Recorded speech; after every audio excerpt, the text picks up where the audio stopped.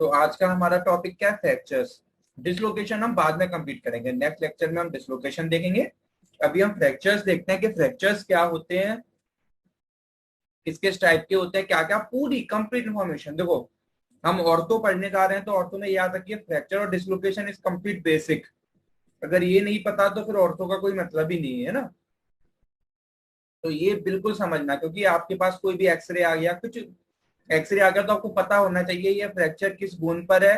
देखकर बता दो किस जगह पर है, कौन से टाइप का है, ट्रॉमेटिक का फ्रैक्चर है, कॉज क्या है, पैथोलॉजी क्या है, क्या सब कुछ आप कंप्लीट, हम पूरी आज इसके बारे में बात करने की कोशिश करेंगे, ठीक है।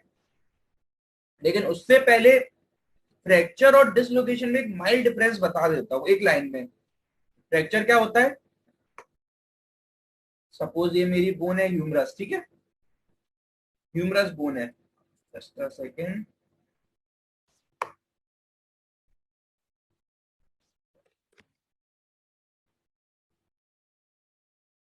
ये मेरी ह्यूमरस बोन है, ठीक है।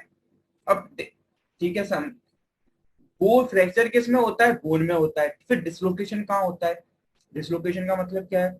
डिसलोकेशन होता है जॉइंट में। जॉइंट्स और बोन में अंतर क्या होता है? जॉइंट्स क्या होते हैं? जैसे मैं अगर आपको सामने शोल्डर जॉइंट रख दूं, तो शोल्डर जॉइंट क्या है? क्या है शोल्डर जॉइंट? बोले ह्यूमरस का हेड, ह्यूमरस बोन का हेड और स्कैपुला, कैसिटाबुलम, ये मिलके एक जॉइंट क्रिएट कर रहा है। जब ये जॉइंट ब्रेक होगा, यहाँ पर कोई बोन ब्रेक, जब बोन ब्रेक ना हो, सिर्फ जॉइंट ब्रेक हो जाए, ये ह्यूमरस एसिटाबुलम से अलग हो जाए, जब जॉइंट ब्रेक हो जाए तो उसे बोलते हैं डिसलोकेशन। यानी बॉडी में जितने भी जॉइंट है, जब जॉइंट एक दूसरे से ब्रेक होते हैं तो उसे हम बोलते हैं डिसलोकेशन। फिर फ्रैक्चर किसे बोलते हैं? बोलते हैं कि अगर बोन की किसी भी बोन में, ये बोन है मेरी, ये वाली बोन है मेरी, अब इसमें कहीं भी फ्रैक्चर हो जाए, यानी ये बोन टूटे, जब तक ये बोन नहीं टूटेगी आप उसे फ्रैक्चर नहीं बोलेंगे, ठीक है। तो डिसलोकेशन में कोई आपसे पूछे क्या बोन टूटती है? बोले नहीं। हाँ, डिसलोकेशन की वजह से बोन टूट सकती है, मगर डिसलोकेशन किसे कहते हैं? डिसलोकेशन का मतलब क्या है? कि जहां पर ज्वाइंट अलग हो जाए, बॉडी में डिफरेंट डिफरेंट टाइप्स के ज्वाइंट है, तो वो अलग हो जाए उसे हम डिसलोकेशन कहते हैं। जब हम डिसलोकेशन पढ़ेंगे तो कंप्लीट उसके बारे में जानेंगे। अभी हम बात करेंगे फ्रैक्चर की सिर्फ। फ्रैक्चर क्या होता है? A fracture is a break in the continuity of the bone. सीधी बात है, हमारी अगर ह्यूमरस है, उसकी कंटिन्यूटी, बोन एक तरीके से पूरे का कंटिन्यूएशन में है, अगर उसमें कोई भी अगर आता है, जैसे सब ये हमारी बोन है नॉर्मल, इसमें किसकी कंटिन्यूटी में कहीं भी कोई भी क्रैक आ जाता है तो उसे हम फ्रैक्चर बोलते हैं, ठीक है। कंटिन्यूटी ऑफ अ बोन, अब bone fracture can be result due to किससे? High force impact. अब क्या क्या हम जानते हैं फ्रैक्चर कैसे हो सकता है? आप जानते हैं कि हाई फोर्स, कोई एक्सीडेंट हो जाए, खतरनाक आके किसी ने, हमको कार ने बाइक ने झट दी, एक्सीडेंट हो गया, तो वो हाई फोर्स। स्ट्रेस, स्ट्रेस का मैं एग्जांपल बताऊंगा। स्ट्रेस मतलब कंटिन्यूअस, ये स्ट्रेस फ्रैक्चर मालूम है किन लोगों में होते हैं? जिनके मोस्ट कॉमन आपने देखे हो हैवी वेट होता है, जिनका वेट ज्यादा होने की वजह से कंटिन्यूअस, जो उनके फुट में छोटी छोटी बोन्स होती हैं, उनमें स्ट्रेस की वजह से फ्रैक्चर होने लग जाते हैं, उन्हें स्ट्रेस फ्रैक्चर बोलते हैं। जैसे मिलिट्री वाले होते हैं, या फिर जो कंटिन्यूअसली स्टैंडिंग करे रहते हैं, जिनमें जिनकी ऐसी ड्यूटीज है, 12-12 घंटे काम कर रहे हैं, तो उनको स्ट्रेस फ्रैक्चर हो जाता है। कंटिन्यूअस एक स्ट्रेस महीनों सालों तक, ईयर्स तक, कंटिन्यूस मंथ और ईयर्स तक एक बोन पर कंटिन्यूअसली स्ट्रेस पड़े जा रहा है, पड़े, उसकी वजह से फ्रैक्चर हो जाए। तो पहला एक तो या तो हाई फोर्स हो सकता है कि एक्सीडेंट हो गया, दूसरा कंटिन्यूअस स्ट्रेस, और तीसरा क्या? बोले तीसरा सर ये कि कोई पैथोलॉजी हो जाए। बोले पैथोलॉजी मतलब कि आपको कोई भी ऐसी बीमारी हो गई जिसकी वजह से आपकी बोन कमजोर हो गई, बोन वीक हो गई, तो अब क्या होगा? बोले अगर बोन किसी भी पैथोलॉजी की वजह से वीक हो गई तो थोड़ा भी, बिल्कुल भी स्लाइट, बिल्कुल भी हल्का सा फोर्स आपकी बोन को तोड़ देगा। क्यों? क्योंकि बोन ऑलरेडी वीक है। तो ट्रेवल इंजरी का मतलब ही याद होता है, ट्रेवल इंजरी का मतलब होता है स्लाइटली, बिल्कुल माइल्ड, बिल्कुल माइल्ड फोर्स। किसमें? किसमें? As a result of certain medical condition, यानी वो कंडीशन जिनमें बोन ऑलरेडी बहुत कमजोर हो चुकी है, थोड़ा बहुत भी अगर फोर्स आया तो आपकी बोन टूट जाएगी। उन फ्रैक्चर्स को बोलते हैं पैथोलॉजिकल, क्योंकि पैथोलॉजी यानी कोई ना कोई डिसीज हुई है, अब उस डिसीज की वजह से आपको फ्रैक्चर हो रहा है ना।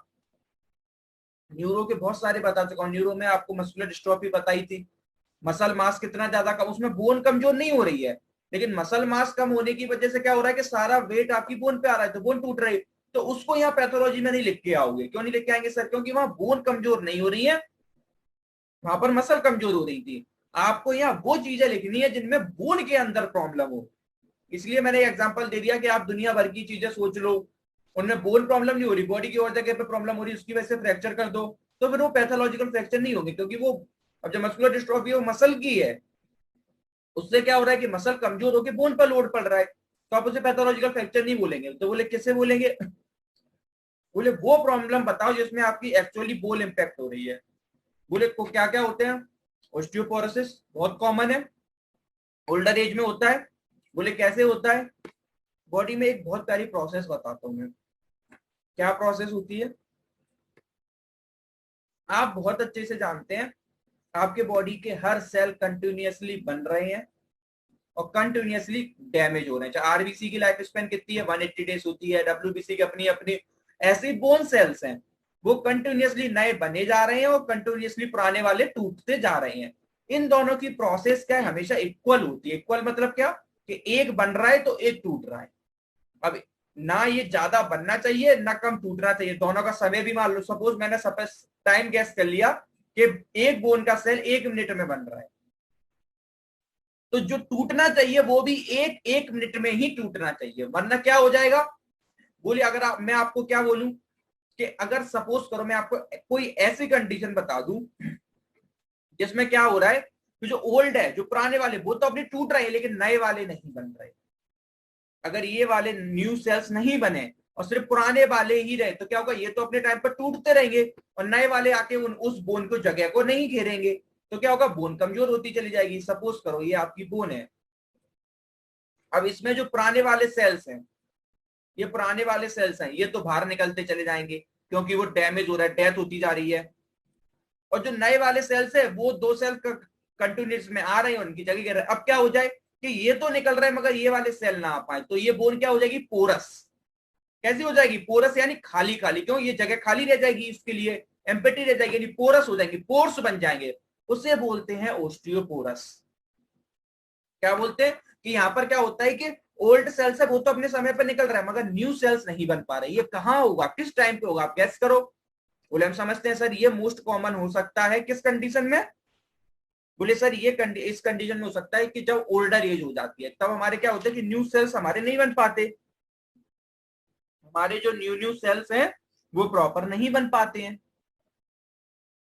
ठीक है, एज के बाद होता है कि नहीं? फिर सेल की डेथ तो अपने टाइम पे हो रही है मगर प्रॉपर यही ऐसा नहीं सिर्फ बोन्स में होता है, आपने स्किन में भी देखो, उन लोग की स्किन कैसी हो जाती है ओल्डर एज पे, तो ये सब में दिखता है। तो ये ओस्टियोपोरोसिस मोस्ट कॉमन प्रॉब्लम होती है ओल्डर एज में, इसलिए ओल्डर एज में फ्रैक्चर्स बहुत कॉमन होते हैं। ठीक है, बोले और क्या हो सकता है? बोले बोन कैंसर, बोन ट्यूमर। आप जानते हो ट्यूमर्स हो जाएंगे, ट्यूमर तो बॉडी के किसी भी पार्ट में हो जाए, वो कंप्लीटली वीक हो जाता है तो बोन वीक हो जाएंगी। और ऑस्टियोजेनेसिस इम्परफेक्टा, हम इसके बारे में बहुत कंप्लीट में पढ़ेंगे अच्छे से, क्या होता है ऑस्टियोजेनेसिस। एक जनरल आइडिया दे देता हूँ। Osteogenesis imperfecta is a genetic disorder, यानी ये बच्चों में होती है। ऑस्टियोपोरोसिस बड़ों में होती है, ऑस्टियोजेनेसिस इम्परफेक्टा बच्चों में होती है। नाम में क्या समझ आ रहा है? ऑस्टियोजेनेसिस यानी जो बोन फॉर्मिंग सेल्स हैं इम्परफेक्टा, वो प्रॉपर नहीं बन रहे हैं। यानी क्या होता है कि जेनेटिक प्रॉब्लम है। आप जानते हो आपकी बोन वगैरह सब कुछ क्या किससे? कॉलेजन। कॉलेजन का बॉडी में सिंथेसिस होता है कि नहीं? तो एबनॉर्मल कॉलेजन बनने लग जाता है, result from defective collagen synthesis. Body में खराब कॉलेजन बनने लग जाती है तो उसकी वजह से बोन प्रॉपर नहीं बन पाती, तो वो वीक रह जाती है। ये बहुत कॉमन डिसीज है ऑस्टियोजेनेसिस इम्परफेक्ट का। अगर आपने अभी लेटेस्ट में न्यूज सुनी हो तो एक यूपीएससी एक लड़की ने क्लियर करी है, मुझे सॉरी टू मगर मुझे नाम याद नहीं आ रहा, उसको ऑस्टियोजेनेसिस इम्परफेक्ट का थी। उसको मतलब हर 1 महीने में फ्रैक्चर हो जाता था।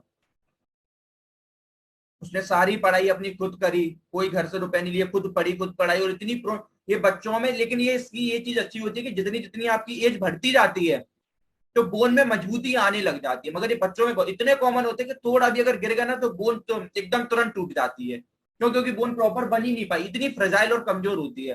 क्यों नहीं बन पाती? कोई आपसे पूछे, बोले सर इसलिए नहीं बन पाती क्योंकि जो कॉलेजन होता है, जो कॉलेजन बोन्स वगैरह, तो क्या होता है वो डिफेक्टिव कॉलेजन सिंथेसिस होने लग जाता है जेनेटिक प्रॉब्लम की वजह से। अब आप बोलोगे सर कोलेजन, तो कोलेजन सिर्फ कब बोन में यूज कहाँ होता है? बोले कहाँ का होता है? बोले सर टीथ में भी तो होता है, टीथ में होता है, स्क्लेरा में होता है, हमारे स्किन में होता है, लिगामेंट और कोलेजन तो कितनी जगह होता है। तो फिर सारी चीजें वीक होनी चाहिए? बिल्कुल, इन लोगों की सारी चीजें वीक हो जाती है, इनके टीथ भी कमजोर होते हैं, स्किन भी एकदम बहुत जल्दी डैमेज हो जाती है, स्क्लेरा भी, टेंडन से बहुत जल्दी टूटने लग जाते हैं। तो ऑस्टियोजेनिसिस इम्परफेक्ट का काम है सिर्फ बोन का नहीं होता, बोन सबसे ज्यादा अफेक्ट होती है। यहाँ ये आपसे कोई ऑस्टियोजेनिक इम्परफेक्ट में सबसे ज्यादा बोन अफेक्ट होती है, मगर अफेक्ट आपके टूथ भी होते हैं, स्क्लेरा भी, स्किन, लिगामेंट सब अफेक्ट होते हैं, क्योंकि कोलेजन सब थोड़ी थोड़ी मात्रा में सब जगह पर है, मगर मेनली प्रपोर्शन क्या है उसका? बोन। इसलिए सबसे ज्यादा जो अफेक्ट हमें कौन दिखते हैं? क्यों? बोन। अब दूसरा पॉइंट क्या कि वेट कौन लेके चलता है? बोन ही तो कर रही है। आपके टीथ क्या वेट लेके चल रहे हैं क्या? स्किन वेट लेके चल रही है क्या? तो जिन पे जब प्रेशर पड़ेगा तो वो टूटने के लिए प्रोन होते हैं। So osteogenesis imperfecta which is under pathological fracture, 2 marks में आ जाता है व्हाट इज पैथोलॉजिकल फ्रैक्चर। आप बोल सकते हैं कि any pathology which related to bone and cause its fracture called pathological fracture. Example में बोले sir osteoporosis, bone cancer, osteogenic, कोई भी ऐसी मेडिकल कंडीशन जो आपकी बोन को वीक कर दे और उसकी वजह से फ्रैक्चर हो जाए तो उसे हम पैथोलॉजिकल फ्रैक्चर बोलेंगे। अब डिफरेंट डिफरेंट क्लासिफिकेशन पढ़ेंगे। इसका क्लासिफिकेशन अलग अलग बेस पे करा गया है। पहला कॉज के बेस पे कि क्या क्या कॉज होते हैं जिनकी वजह से आपका फ्रैक्चर हो जाता है। दूसरा आपका होगा डिस्प्लेसमेंट, आगे बात बताएंगे। तीसरा होता है विद एक्सटर्नल एनवायरनमेंट, और चौथा होता है पैटर्न। याद रखना ये क्वेश्चन मोस्ट कॉमन होता है एग्जाम में आने वाला, बहुत इजी है, लेकिन वो सीधा देते हैं आपसे, सीधा पूछते हैं, क्योंकि सिर्फ आपको याद है तो लिख दो फटाफट, बहुत सिंपल होता है, सीधे मार्किंग वाला क्वेश्चन होता है, तो उसको अच्छे से याद करते चलो। यही कॉज क्या क्या हो सकते हैं अब अभी पूरा पढ़ के आए, दो ही तो कॉज बताए सर। क्या? या तो कोई ट्रॉमा हो सकता है, ट्रॉमा हो जाए, कोई एक्सीडेंट हो जाए, बोले, या फिर बोले कोई पैथोलॉजी, और तीसरा कौन सा सर? स्ट्रेस। तो वही तीनों कॉज लिख दो। पहला cause traumatic fracture, this is a fracture due to trauma, कोई एक्सीडेंट हो गया। अब इसमें क्या कोई बोन में कमी होनी चाहिए? इसमें तो बोन नॉर्मल होती है, आप नॉर्मली खड़े थे, कोई कार ने आके आपको टक्कर दी और आपकी बोन टूट गई, खत्म काम। तो normal bone can withstand considered force and breaks only when subjected to excessive force. कोई बाहर से आके एक्सेसिव खतरनाक फोर्स लगा, जैसे फ्रैक्चर कॉज बाय फॉल, आप गिर पड़े, रोड ट्रैफिक एक्सीडेंट हो गया, कोई लड़ाई वड़ाई कर ली, फाइट। हमेशा याद रखना, आप एक्सीडेंट नहीं बोलते हो, आपकी फाइल्स में जब भी फ्रैक्चर की फाइल आएंगी तो उसमें हमेशा ये लिखा रहता है, अगर उसका इससे हुआ है आरटीए यानी रोड ट्रैफिक एक्सीडेंट, इस तरह। अब लोग नहीं समझते कि आरटीए का मतलब क्या था, रोड ट्रैफिक एक्सीडेंट, और एक और लिखा होता है, या आरटीए लिखा होगा या एमवीए लिखा होगा, मोटर व्हीकल एक्सीडेंट। तो लोग फिर ढूंढते हैं, अरे इसका मतलब कैसा ना बताइए। ऐसी छोटी छोटी चीजें याद होनी चाहिए हमेशा, ठीक है। तो ये था हमारा ट्रॉमेटिक फ्रैक्चर। दूसरा होता है पैथोलॉजी, पूरा एक्सप्लेन कर चुका हूं, ये सारी चीजें तो कंटिन्यूस एक्सप्लेन कर रहा हूं। क्या? अब fracture of bone due to certain, कोई डिसीज की वजह से, this has made bone weak. अब वहां तो ऊपर वाले में नॉर्मल बोन थी, यहाँ बोन वीक हो गई। जैसे fracture through bone weakened by metastasis, metastasis यानी बोन ट्यूमर, कोई बोन ट्यूमर हो गया उसकी वजह से हो गई। ऑस्टियोपोरोसिस अभी बताया, ओल्डर एज में कॉमन है। अब इसमें कोई ज्यादा फोर्स की जरूरत नहीं होती, मैंने बताया हल्का सा ट्रेवल और नो फोर्स, बिल्कुल स्लाइटली फोर्स और ना के बराबर फोर्स। इनमें तो लोग खुद के वेट की वजह से ही बोने टूटने लग जाती हैं अगर कंडीशन ज्यादा वर्स्ट हो जाए तो, ठीक है। तो ट्रेवल फोर्स और no force is required to cause such a fracture. बोले तीसरा क्या? तीसरा हम बात कर चुके स्ट्रेस फ्रैक्चर। स्ट्रेस फ्रैक्चर मतलब बोले कंटिन्यूअसली, जैसे लोग, इनमें मालूम किन में दिखता है, बहुत ज्यादा ओबेस हो तो क्या कंटिन्यूअसली वेट पड़ रहा है आपके एंकल्स पे, तो उन बोन पे कंटिन्यूअसली सालों से स्ट्रेस पड़ रहा है तो उनके फ्रैक्चर हो जाती है। बोले और बोले जो कंटिन्यू टीचर्स होते हैं जो कंटिन्यूअसली खड़े रहते हैं, आर्मी वाले होते हैं जो कंटिन्यू दिन में 12-12 घंटे खड़े हुए हैं, तो इतना स्ट्रेस पड़ता है कि ये बहुत, और ये बहुत कॉमन फुट में दिखती है। और मालूम है ये एक बात याद रखना ना, इसमें एक लाइन याद रखना, ऐसा नहीं है कि सिर्फ इसमें ही होता है, बहुत कॉमन एक फ्रैक्चर लोग बोलते हैं हेयर लाइन फ्रैक्चर। बोले सर हेयर लाइन फ्रैक्चर क्या होता है? हेयर लाइन फ्रैक्चर आपसे कोई पूछ लेगा what is hairline fracture. Hairline fracture का मतलब होता है कि आपका बाल के बराबर, आपकी हेयर के बराबर, आपकी हेयर की लाइन के बराबर फ्रैक्चर हो गया, मतलब वो एक्सरे में नेग्लेजिबल, दिखता ही नहीं है एक्सरे में।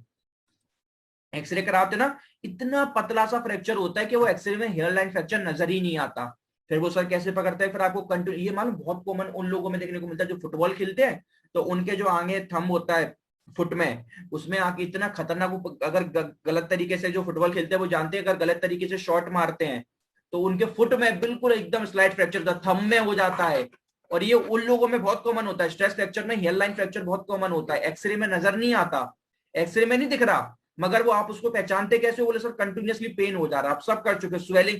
अब मैं बताऊंगा कि क्या क्या दिखता है फ्रैक्चर हो जाए तो, मगर मोस्ट कॉमन जो बच्चों से आप स्टार्टिंग से बचपन से देख रहे हो, बोले जानते हो सर पेन होगा, स्वेलिंग होगी, रेडनेस होगी, इरिटेबिलिटी होगी, है ना, आसपास के स्ट्रक्चर टीयर भी दिख सकते हैं। तो ये सब तो दिखेगा ही वहां पर, है ना, पेन स्वेलिंग। लेकिन आप एक्सरे कराओगे तो नहीं दिखेगा, बिल्कुल माइल्ड हो जाता है, उसे हेयरलाइन फ्रैक्चर बोलते हैं। ठीक है, तो हेयरलाइन फ्रैक्चर हो किसी में सकता है, मगर जनरली स्ट्रेस फ्रैक्चर होते हैं वो हेयरलाइन फ्रैक्चर ही होते हैं, वो नजर भी नहीं आते। This is a fracture due to chronic repetitive injury. मैंने बोला ना कंटिन्यूअस, लेकिन वो क्रोनिक भी होनी चाहिए। कॉजिंग अ बोन इन बोनी ट्रेविकुलाई, आप जानते हो ये आउटर ट्रेविकुलाई होती है, इनमें कहीं भी हल्का सा एक बिल्कुल मामूली सा कहीं भी हेयर लाइन के बराबर कट हो जाए ड्यू टू प्रेशर स्ट्रेस, उसे स्ट्रेस फ्रैक्चर बोलते हैं। This often present as only pain and may not be visible on X ray. तो 2 मार्क्स में आपसे ये ऐसा हेयर लाइन फ्रैक्चर वगैरह नहीं पूछते, मगर ये मैं ऐसे ऐसे वर्ड्स इसलिए बता रहा हूँ आपको जानबूझ के, जब आपके सामने कोई पेशेंट आएगा तो उस पर यही वर्ड्स लिखे होते हैं, एमवीए, हेयर लाइन फ्रैक्चर, है ना। तो ये HLF। और पता फ्रैक्चर का साइन क्या होता है? फ्रैक्चर कभी पेशेंट डॉक्टर कभी फ्रैक्चर नहीं लिखता, याद रखना, ये साइन बना देता है, जो आप सब बहुत कॉमन जानते हो। क्या होता है? हैशटैग। ये फ्रैक्चर का साइन होता है। अगर कभी भी किसी में होगा तो वो लिख देगा, अगर जैसे ह्यूमरस में है, ह्यूमरस के सपोज करो ह्यूमरस के हेड में है, तो क्या लिख देगा? ऐसा फ्रैक्चर का साइन बना देगा, हेड ऑफ ह्यूमरस। तो आप बोलोगे सर ये क्या है, तो बोले आपका ये क्या चीज है? बोले आपका फ्रैक्चर है। ठीक है, ये फ्रैक्चर का साइन है। ठीक है, तो ये किसका साइन होता है? ये फ्रैक्चर का साइन होता है, जिसे हम हैशटैग बोलते हैं। अब पहला था कॉज के बेस पे, दूसरा क्या हो सकता है? डिस्प्लेसमेंट के बेस पे। बोले डिस्प्लेसमेंट के बेस पे कैसे सर? बोले हम नॉर्मली जानते हैं फ्रैक्चर क्या होता है।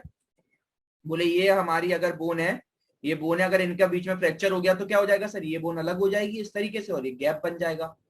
ये हो जाएगा कि नहीं? बोन फ्रैक्चर का मतलब हम यही तो समझते हैं। तो बोले डिस्प्लेसमेंट मतलब, बोले डिस्प्लेस का मतलब ये कि बोन में डिस्प्लेस हुआ है कि नहीं। अब देखो ये वाली क्या डिस्प्लेस हुई है? ये नहीं, ये अनडिस्प्लेस्ड है।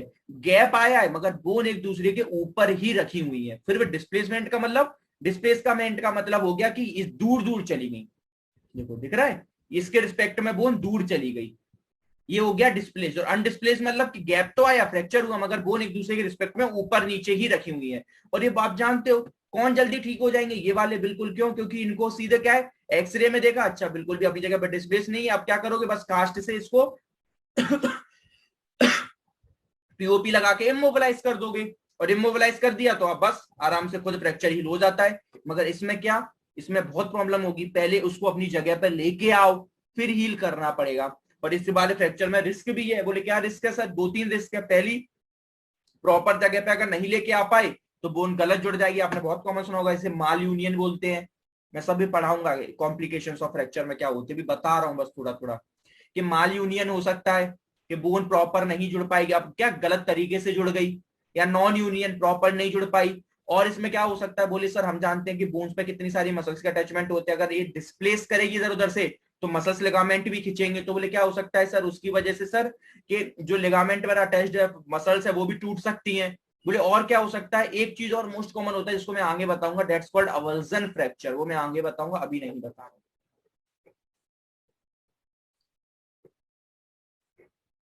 क्या बोल रहा हूं? अ फ्रैक्चर में be displaced, factors responsible for displacement fracture. Undisplaced कौन सा था? देखो पहला undisplaced fracture, this fracture are easy to identify by the absence of significant displacement. आपको हल्का सा मैंने दिखाया था कि हल्का सा गैप देखने को मिल जाएगा, मगर दोनों बोन अपनी जगह पे एक दूसरे के अपनी रिस्पेक्ट पे हैं। डिस्प्लेड फ्रैक्चर, बोले आप फ्रैक्चर में भी डिस्प्लेस्ड, जो अपनी जगह से क्या हो गई, बोन चली गई है। क्या क्या रीजन हो सकते हैं? बोले बहुत कॉमन रीजन है, मैंने आपको जैसे बताया कि सबके मसल्स अटैच्ड होती हैं। यहाँ पर क्या है, मसल्स अटैच्ड है। सपोज ये एक मसल्स है जो यहां से आई है, वो बोन के इस वाले पार्ट पे अटैच है। जैसे ये बोन टूटी तो ये क्या है, मसल्स में अपनी पावर होती है, मसल बोन को अपनी तरफ खींच लेगी जो टूटे हुए पार्ट को। तो वो एक बहुत बड़ा रीजन हो सकता है डिस्प्लेसमेंट का। हो सकता है कि नहीं, कि बोन ने अपनी जगह पे खींच लिया। वैसे तो नॉर्मली जब बोन जुड़ी थी तो कोई दिक्कत ही नहीं थी, लेकिन जैसी बोन टूटी तो मसल्स में तो खुद की पावर होती है, तो मसल्स अपने अपने अपनी जगह पे खींच लेती है, तो वो डिस्प्लेसमेंट कॉज करा सकती है। यानी muscle pull on the fracture fragment. बोले और फ्रैक्चरिंग फोर्स, कितनी खतरनाक फोर्स लगा कि, इतनी खतरनाक है सब, जो आपकी आपको किसी ने एकदम ऐसा फोर्स लगा कि वो बोनी आगे खिसक गई, बोन आगे चली गई, तो बोले खतरनाक फोर्स, और बोले कौन, ग्रेविटी नीचे खींच लेती है, तो ग्रेविटी भी कॉज करा सकती है ना। ये सब क्या रीजन हो सकते हैं डिस्प्लेसमेंट कराने के। अब डिस्प्लेसमेंट हमेशा मेजर कैसे करते हैं, डिस्प्लेसमेंट आप बोलोगे सर इसमें कैसा डिस्प्लेसमेंट है, तो हमेशा याद रखो प्रॉक्सिमल, यानी जो ऊपर वाला पार्ट होता है प्रॉक्सिमल, उसके रिस्पेक्ट में ये डिस्टल वाला पार्ट कितनी दूर गया है, बस उस डिस्टेंस को मेजर करके आप बोल देते हो कि अच्छा इतना डिस्प्लेसमेंट हुआ है। मतलब क्या, the displacement is always taken in relationship to the displacement of distal fragment, क्योंकि ये प्रॉक्सिमल है ओवर दी प्रॉक्सिमल फ्रेगमेंट। ये कौन सा फ्रेगमेंट हो गया, ये डिस्टल फ्रेगमेंट है जो नीचे, ये प्रॉक्सिमल, इसके रिस्पेक्ट में ये कितनी दूर गया, बस उस डिस्टेंस को मेजर कर लेते हैं। अच्छा आपको लिखा हो सकता है जैसे उसने आपको रिपोर्ट में लिखा कि डिस्प्लेसमेंट फ्रैक्चर है और 2 mm का दिख रहा है, तो क्या बोलोगे सर 2 mm का दिखने का मतलब क्या, कि जो प्रॉक्सिमल वाला पार्ट है उसके रिस्पेक्ट में जो डिस्टल वाला पार्ट है वो 2 मिलीमीटर आगे खिसक गया है, उसका डिस्प्लेसमेंट हो गया है। हमेशा प्रॉक्सिमल के रिस्पेक्ट में डिस्प्लेसमेंट को डिस्टल वाले को बोलते हैं, जो ऊपर वाला पार्ट है उसे हमेशा प्रॉक्सिमल बोलते हैं, उसके रिस्पेक्ट में जो नीचे वाला टूटा है उसे डिस्टल बोलते हैं। तो उन दोनों के बीच में जितना गैप आता है उसे मेजर करते हैं, उसे बोलते हैं डिस्प्लेसमेंट। ठीक है, कौन कौन से टाइप में हो सकता है सर, बोले 3 टाइप में हो सकता है। पहला कि बूंद बिल्कुल सीधी थी, बस ये नीचे वाला पार्ट आगे की तरफ खिसक गया, इसे शिफ्ट बोल दोगे। एक जगह यहां थी बूंद, नॉर्मली यहां से क्या हो गया, आगे चली गई, तो ये क्या हो गया, ये शिफ्ट हो गया ना। बोले एक क्या, बोले कि एंगल पे टूट जाए, अब ये देख लो एंगल बन रहा है कि नहीं, यहाँ शिफ्ट नहीं हुई, एक एंगल बन गया। ये देखो ये वाली बोन क्या, नॉर्मली ये वाली बोन, ये बोन कैसे थी, इस तरीके से थी सीधी, अब लेकिन ये वाला पार्ट यहाँ चला गया और ये वाला पार्ट यहाँ चला गया, तो ये क्या हो गया, एंगल बन गया, तो एक एंगल पे टूटी, इसको क्या बोलोगे सर, एंगुलेशन। बोले एक रोटेशन के घूम ही गई, एक अपनी जगह पे और एक पूरी गोल घूम गई, रोटेट कर गई अपनी जगह पे ही बोन। समझ आ रहा है ना कैसे, तो आप खुद दिमाग लगा सकते हो कि कैसे कैसे शिफ्ट कर गई, एंगुलेट कर गई और रोटेशन कर गई। रोटेशन कैसे करती है, दिमाग लगाओ, मालूम क्या होता है, देखो सपोज करो ये मेरा ह्यूमरस का, ये आप इसमें समझ लो रेडियस अल्लाह जो भी उसका फ्रैक्चर हुआ। अब क्या हुआ, मैं ऐसे था, किसी ने आके ऐसे प्रेशर दिया आगे से सीधा ऐसे एकदम बिल्कुल मिड, तो क्या होगा, ये कौन सा फ्रैक्चर हो सकता है, बोले शिफ्ट फ्रैक्चर। नीचे दिया तो ऊपर वाले के रिस्पेक्ट में आगे हो सकती है। बोले एंगल कैसे, कोई चीज ऐसे करके तोड़ दूं, मैं किसी का हाथ लूं और ऐसे करके तोड़ दूं, जैसे अगर समझो ये मेरी बोन बिल्कुल स्ट्रेट है, टूटी नहीं है, ठीक है ना। अब ऐसे, अब देखो ये मैं बताने को बोल रहा हूँ कि मैं यहाँ से ऐसे करके तोड़ दूं तो एक एंगल पर टूट सकती है, टूट जाएगी कि नहीं। और एक रोटेशन कैसे, रोटेशन का सिंपल सा मतलब है कि अगर इस तरीके से फोर्स लगे, जैसे मेरा स्ट्रेट है और इस कोने पर आके लगे, सेंटर्ड में नहीं, सेंटर्ड में लगेगी तो मोस्ट कॉमन शिफ्ट होगा। एक एंगल पे आके लगे, इधर इधर लगी तो कैसे होगा, अगर मेरे को कोई इधर आके फोर्स लगेगा तो मेरा हाथ इस तरीके से घूम जाएगा, अगर मुझे कोई इधर से फोर्स लगाएगा तो हाथ इस तरीके से घूम जाएगा कि नहीं। तो क्या होगा कि ऊपर वाले के रिस्पेक्ट में जो बोन्स है जब वो टूटेंगी तो गोल घूम जाएंगी, इसे बोलते हैं एंगुलर, कि इधर साइड में आके थी और इस तरीके से घूम गया। आपने बहुत लोगों में देखा होगा, लेग में क्या हुआ, खड़े थे, बाइक ने आके एक साइड से टक्कर दी तो पूरा पैर ही ट्विस्ट कर गया। अब बोलता अरे पूरा पैर मुड़ गया, ट्विस्ट कर गया, तो कौन सा फ्रैक्चर होगा वहां, एंगुलर, बोन घूम गई, सॉरी एंगुलर नहीं, रोटेशन, कि बोन घूम रोटेट कर गई। एंगल पे मतलब क्या, कि मोस्ट कॉमन ऐसा फ्रैक्चर हुआ, मैं हाथ रखा था ऊपर से आके कुछ ऐसे गिरा और टक नीचे एक एंगल पे टूट गई। साफ्ट क्या ऐसे नॉर्मल थी, एक साइड रिस्पेक्ट की आगे चली गई, तो ये शिफ्ट, ठीक है, ये याद रखना है, ये शिफ्ट, एंगुलेशन और रोटेशन।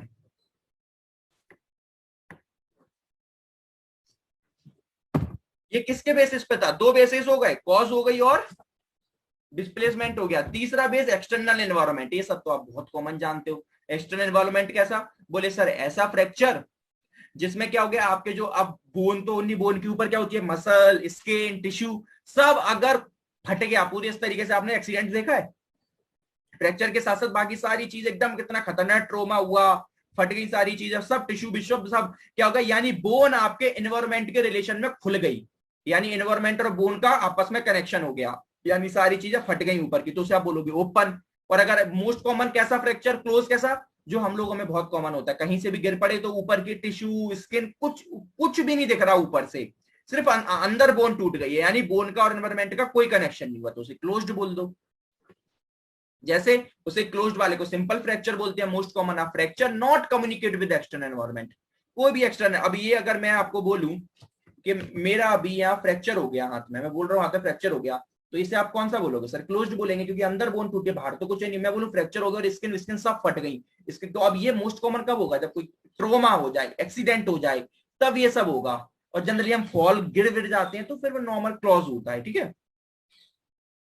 तो simple fracture, fracture not communicating with the external environment, that is overlying skin and other soft tissue are intact. आपके जो सॉफ्ट टिश्यू है वो इंटैक्ट है, इसको बोलते हैं क्लोज फ्रैक्चर। बोले ओपन किसको बोलेंगे, जहां पर आपको सब कुछ दिखने लग गया। Fracture with break into overlying skin and soft tissue leading to fracture communicating with the external environment is called open fracture. अब ये दो टाइप के होते हैं, एक होता है इंटरनली ओपन और एक होता है एक्सटर्नली ओपन। इंटरनली ओपन क्या होता है, the sharp fracture and pierce the skin within resulting in open fracture. देखो इस तरीके से इसको समझना बहुत सिंपल है, ये है ना। अब क्या हुआ कि किसी ने अगर मुझे इतना भयंकर फोर्स दिया, इतना भयंकर फोर्स दिया कि जो अंदर की बोन थी वो बाहर निकल आई। अंदर की बोन बाहर निकली, आपने देखा होगा कितना भयंकर। अगर मैं ऐसे पकड़ के ऐसे तोड़ दूं बोन को तो क्या होगा, ये वाली जो बोन है वो ऐसे बाहर निकल आएगी, ये जो बोन है ऐसी बाहर, यानी बोन अंदर से बाहर निकली है, यानी इंटरनल है, अंदर से बाहर। बोले एक्सटर्नल कैसे, कि मैं कोई चाकू वाकू को चुलूं या कुछ भी कोई भी ऐसी चीज लूं, यहाँ पर विस्फोट कर दूं या कुछ भी कर दूं, एक्सीडेंट हो जाए तो ये सब बाहर से सब निकल जाए, यानी बाहर से कोई चीज अंदर गई तब वो बोन के पास पहुंची, उसे बोलोगे क्या आप, उसे हम क्या बोलेंगे, एक्सटर्नली। क्योंकि कोई चीज कोई बाहर से गई है ना। इंटरनली क्या, कि अंदर से बोन बाहर आ गई, ठीक है, क्लियर। तो इंटरनली ओपन क्या, sharp fracture and pierce the skin from within, skin से बोन बाहर निकल आई अंदर की तरफ से, आपको फोर्स ऐसा लगा कि बोन एक एंगल पे टूट के बाहर निकल आई, रिजल्टिंग इन। और एक्सटर्नली क्या, कि इतना भयंकर कोई एक्सीडेंट वगैरह हुआ कि ऊपर की स्किन स्किन सब उड़ गई। दोनों में, तो दोनों में बोन बाहर निकल रही है कि नहीं निकल रही, दोनों में बोन इन्वायरमेंट के रिलेशन में आ रही है, इसलिए आप इसे ओपन बोल रहे हो। एक में क्या हो रहा है कि बोन अंदर से बाहर निकल रही है, कोई आपने ऐसा दिया कि बोन सिर्फ बाहर निकली, बोन बाहर निकल आई। ये मोस्ट कॉमन होता है इंटरनली वाला, ये हो जाता है इंटरनली। आपने कोई भी भयंकर फ्रैक्चर होता है ना, तो ऐसे कोई एकदम खतरनाक तरीके से गिर पड़े तो उसमें क्या होता है कि बोन ही बाहर निकल आती है। जैसे एक बार दिखा दूं मैं शायद आपको, इनकेस अगर अच्छा ना क्लियर हो। इंटरनली, इंटरनली ओपन फ्रैक्चर,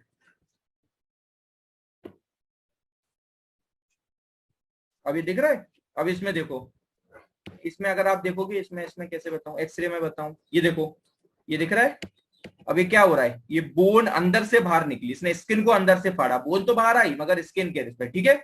ये कौन सा था, ये वाले कौन से, ये है ओपन मगर इंटरनली ओपन, इसमें स्किन कोई दिख रही है नहीं। ये बोन देखो बाहर निकल आई, दिख रहा है, बोन बाहर निकल आई।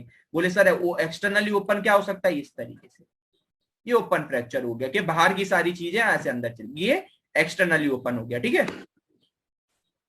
तो इंटरनली ओपन और externally open, the object causing fracture lacerates the skin and soft tissue over the bone as it breaks the bone resulting in open fracture, ठीक है। और आप खुद दिमाग लगा सकते हो कि सर ओपन फ्रैक्चर इन्फेक्शन के लिए कॉमन होंगे क्लोज, ओपन वाले क्यों, क्योंकि ये सारी चीज अगर खुल जाएंगी, कोई भी आपके बोन अगर एनवायरमेंट के रिलेशनशिप में आ गई तो कोई भी तुरंत आपको इन्फेक्शन कर सकता है, ठीक है।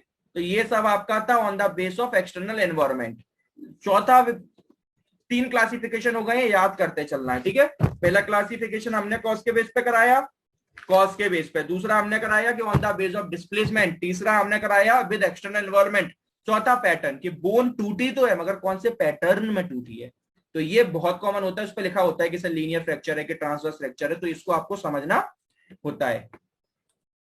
लीनियर फ्रैक्चर, आप fracture that is parallel to the bone long axis, मतलब कैसे सर, ये आपकी बोन है, ठीक है, सपोज ये आपकी बोन है।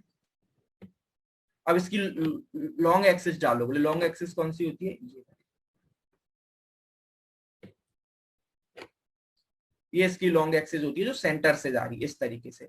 अब बोले बोन कैसे टूट गई, बोले बोन अगर टूट जाए यहां से कहीं इस तरीके से, इधर से टूट जाए या इधर से कहीं से लॉन्ग एक्सिस के रिस्पेक्ट में टूट जाए बोन, तो उसे बोलते हैं लीनियर फ्रैक्चर। अभी समझ आएगा लाइन से जब आगे पढ़ोगे। ट्रांसवर्स फ्रैक्चर मतलब कैसे सर, बोले ट्रांसवर्सली कोई टूट जाए, बोले ट्रांसवर्स यहां से टूट जाए, ठीक है, ट्रांसवर्स हो गया। बोले ऑब्लिक क्या, ऑब्लिक लाइन होती है, इस तरीके से टूट जाए तो ऑब्लिकली, है ना। स्पाइरल, बोले स्पाइरल कैसे होता है, इस तरीके से होता है, इस तरीके से बोन टूट जाए, ये स्पाइरल फ्रैक्चर। देखो अभी दिखाता हूं डायग्राम,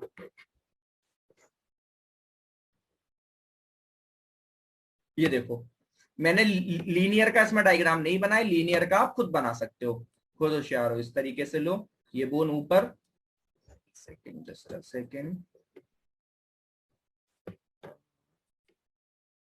इसमें ना आप ऐसे नहीं बना सकते, ये पूरी बोन है, ये लॉन्ग एक्सिस डाल दी, ठीक है। अब इसमें फ्रैक्चर कैसे दिखाओगे, बोले फ्रैक्चर दिखेंगे इधर लॉन्ग एक्सिस के रिस्पेक्ट में, इधर लॉन्ग एक्सिस के पैरेलल। तो ये आपके कौन से सर, ये होता है लीनियर फ्रैक्चर। ट्रांसवर्स फ्रैक्चर कौन से, ट्रांसवर्स ही, कि किसके ट्रांसवर्स की डेफिनेशन क्या है, डेफिनेशन लिख के आओगे कि नहीं आओगे। तो ट्रांसवर्स की डेफिनेशन क्या पढ़ोगे, लीनियर की क्या पढ़ी, a fracture that is parallel to the long axis. देखो देखिए ये लॉन्ग एक्सिस के पैरेलल है, ट्रांसवर्स इसके परपेंडिकुलर, ये लॉन्ग एक्सिस के परपेंडिकुलर डाल दो तो fracture that perpendicular to long axis of bone caused by bending force. देखो दिख रही है ये, इसके ये लॉन्ग एक्सिस उसके परपेंडिकुलर ही तो हो गई, तो ये परपेंडिकुलर हो गया। बोले और कौन से, और हमने पढ़ा ऑब्लिक फ्रैक्चर, ऑब्लिक फ्रैक्चर यानी फ्रैक्चर लाइन इज ऑब्लिक है, कॉज्ड बाय बेंडिंग फोर्स। ये देखो ये ऑब्लिक है, लाइन सीधी नहीं है ना, ये ऑब्लिकल ही है। फिर अगला बोले स्पाइरल फ्रैक्चर, इसका स्पाइरल फ्रैक्चर